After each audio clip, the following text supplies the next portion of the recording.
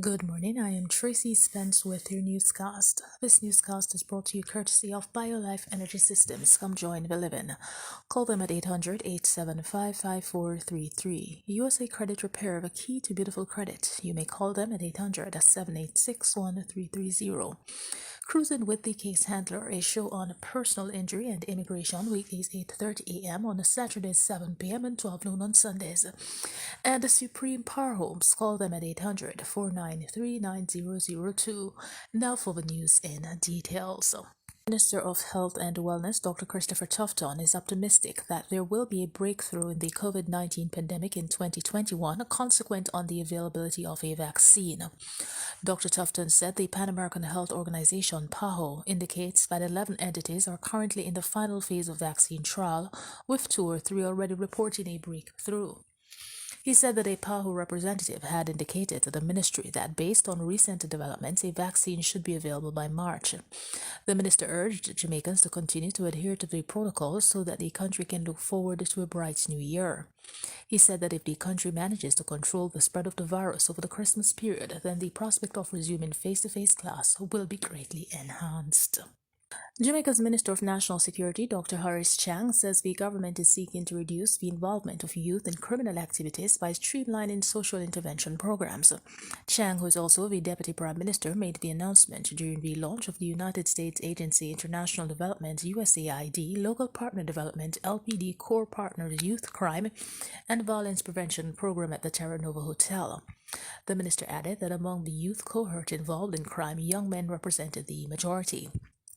Chang added that the government is seeking to reduce the involvement of youth in crime by taking in all of the government approach, including strengthening public institutions and streamlining social intervention initiatives that will result in improved community-specific, relevant, and transformative programs. Meanwhile, Minister of Health and Wellness, Dr. Christopher Tufton, has advised that Jamaica will continue to quarantine international travelers. He made the disclosure at the weekly virtual COVID conversation briefing early this week. The ministry's move is in spite of the new Pan American Health Organization PAHO recommendation that quarantine, sampling, and isolation of international travelers is no longer necessary. Dr. Tufton, however, pointed out that factors such as the high reproductive rate of 2 to 2.5, the incubation period of 4 to 14 days, and the lack of symptoms in some infected persons, as well as the high mortality rate and unavailability of an approved vaccine, had deemed it necessary for all measures to be taken in response to the virus. He indicated that Jamaica will be in a position to abandon the requirements for overseas travelers if it is guaranteed that the countries from where the visitors come had a built-in screening system that prevents infected residents or those who are suspected of having the virus from traveling. In sports, the 4 reggae boys who remained in the Saudi Arabia due to positive COVID-19 tests were all retested on Thursday and returned positive results. 3 of the 4 players missed both games for the Reggae Boys against Saudi Arabia after testing positive on arrival in the Middle East. The 4th player returned a positive test after taking part in the first game last Saturday. They will all be retested on Sunday, and if negative, they will have to spend another 72 hours in Saudi Arabia before being able to fly home. 2 other team members who tested positive have already returned home.